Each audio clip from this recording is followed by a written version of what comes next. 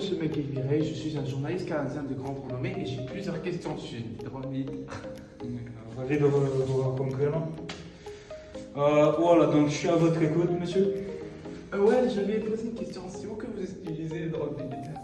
Donc, ici au Canada, là, comme on a plusieurs bases construites, comme il y a 2 au Québec, 3 bases à Trois-Rivières, et il y en a plusieurs qui sont partout au Canada. Là. D'autres questions? Ouais. C'est où qu'on place les drones? Genre, pourquoi vous les placerez en Arctique, par exemple?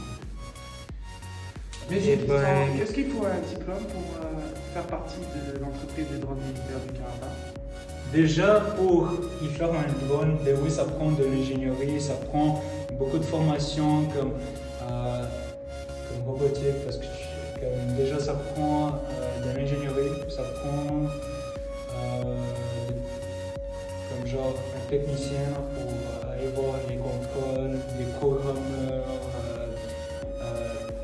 comme quelqu'un qui a de la connaissance un peu sur un militaire, sur les armes qu'on doit émettre aussi. Là. Mais j'ai une question aussi. Combien d'années d'études il faut pour faire partie de cette entreprise? Parce que déjà, l'ingénierie, ça prend quoi, 4 ans pour faire la formation. Programmeur, c'est comme aussi, alors je dirais comme 4 à 5 ans à peu près. Et c'est quel type de personnes que vous recrutez dans votre entreprise après ces années d'études? Ok, donc par an, on recrute à peu près comme environ 20 à 25 personnes. Et j'ai une question, pour les personnes que vous recrutez, est-ce que vous recrutez des gens qui ont débuté dans ce métier pour genre un apprentissage et une formation? Est-ce que vous recrutez des élèves de formation? On recrute, oui, des élèves qui comme ils ont fait des formations à des universités qui étaient dans des niveaux plus hauts pour qu'on s'assure que les drones ça marche bien, mais que aussi le drone fait en sorte que ça fasse bien la job. Mais qu'est-ce qu'on est de la formation avec d'autres pays? Est-ce que vous partagez des connaissances avec d'autres pays pour la formation des étudiants? Déjà, nous on ne partage pas là parce que déjà on a un contrat avec le gouvernement et qu'il s'indique spécifiquement de ne pas partager certains aspects et je n'ai pas comme le droit pour le dire, donc on ne peut pas parler de ça. Et vous, monsieur, je ne vous ai pas posé cette question. C'est quoi votre parcours dans le droit militaire? Comme avant.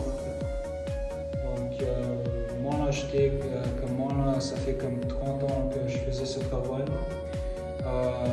Moi là, ce que je fais, c'est que je guide, comme je suis comme le leader de ce projet. Comme je fais des formations avec les élèves, j'aide les autres à guider certains comme que ce soit programme, ingénierie, faire des pièces mécaniques pour le drone et tout ça, ainsi de suite.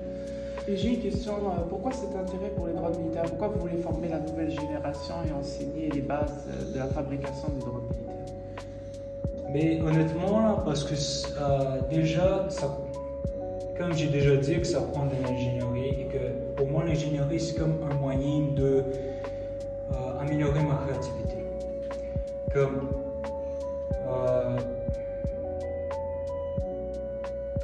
Et de plus, là, parce que j'adore aussi être dans l'aviation. Pour moi, là, c'est un métier que j'adore vraiment. C'est comme on combine la technologie avec l'aviation, mais aussi de quelque chose que je passionne. Quand j'étais petit, j'adorais les drones, donc ouais. As-tu confiance à la future génération de drones militaires? Pas vraiment, non. Pas vraiment. Parce que déjà, on sait avec l'intelligence artificielle, ça devient utilisé dans le militaire, alors je sais pas là. Ça se peut qu'il y a des malfonctions, ça se peut que ça soit contre nous. Là. Ces dernières années, on a perdu en qualité en ce qui a trait des personnes, mais aussi en quantité parce qu'on ne fabrique plus de drones comme avant. On perd des gens qui devaient fabriquer des drones sans utiliser la ligne de avec l'intelligence et l'expérience. Voilà, c'est que de ça là, parce que il y a déjà les horaires, c'est comme fatigant, ouais, je comprends parce que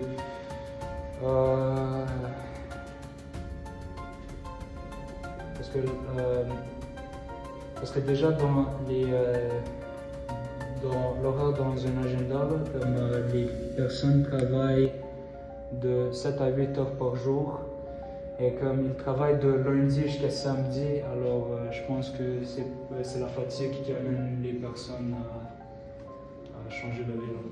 Est-ce qu'il y a quelqu'un dans ta famille ou quelqu'un de proche de toi qui t'a poussé à choisir le métier en tant que stagiaire et formateur de route militaire?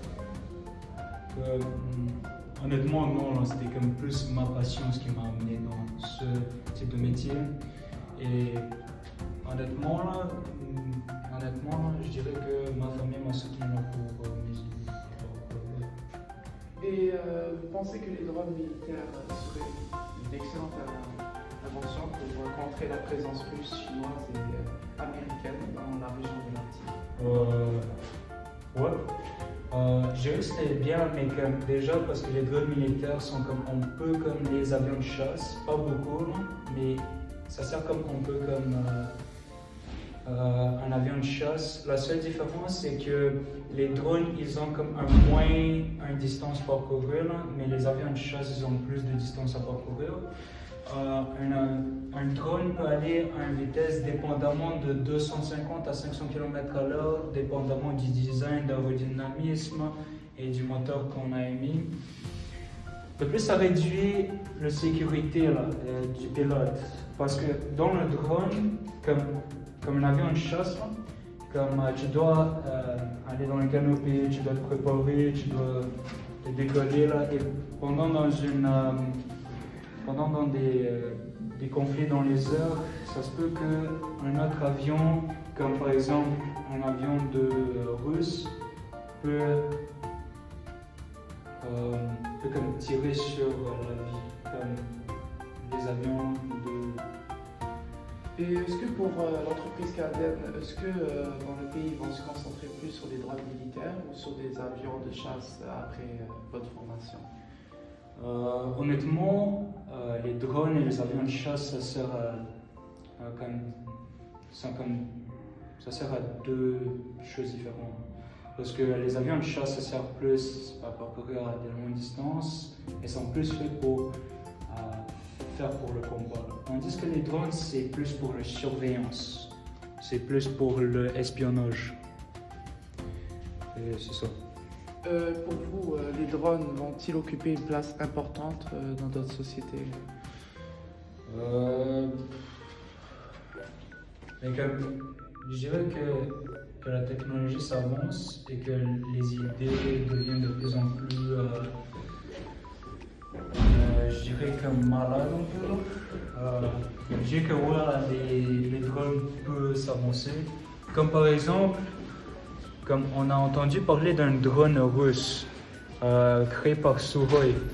Ça s'appelle le S-70 Охотник. C'est l'un des drones militaires qu'ils ont utilisé comme une turbine d'un avion de chasse. Donc ça peut aller à une vitesse de 2000 et quelques kilomètres à l'heure. Devoir avoir peur, avoir tant peur de notre sécurité. Je dirais que voilà, parce que les drones militaires, déjà que j'ai dit qu'ils ont une bonne surveillance, ils sont faits pour être masqués dans le radar, donc on ne peut pas voir dans les radars parce qu'ils utilisent un matériel qui absorbe comme la fréquence du radar. Donc il n'est pas présent dans les radars. Et déjà, il y en a quelques drones qui apportent des armes, comme des armes explosives, et que d'autres qui sont trop vite à être pourchassés. Et aussi, combien de temps vous avez passé dans cette compagnie pour avoir le plus grand poste de fabricateur de drones supervisés. J'ai besoin de 5 ans. À peu près. Et pour finir, qu'en pensez-vous des drones militaires dans la vie en général? On peut l'utiliser pour tout type de choses. Comme le drone. Comme les drones civils, je dirais que voilà, c'est fait pour comme quoi, là, créer des vidéos, pour juste comme faire des activités comme juste voler, comme pas surveiller là, mais c'est juste comme genre comme les drones sont utilisés plus dans les industries de films, plus dans les industries de vidéos et de plus. Hein. Ouais, donc c'est ça, qu'est-ce que j'ai à dire? Ok, merci monsieur McGuire. De rien.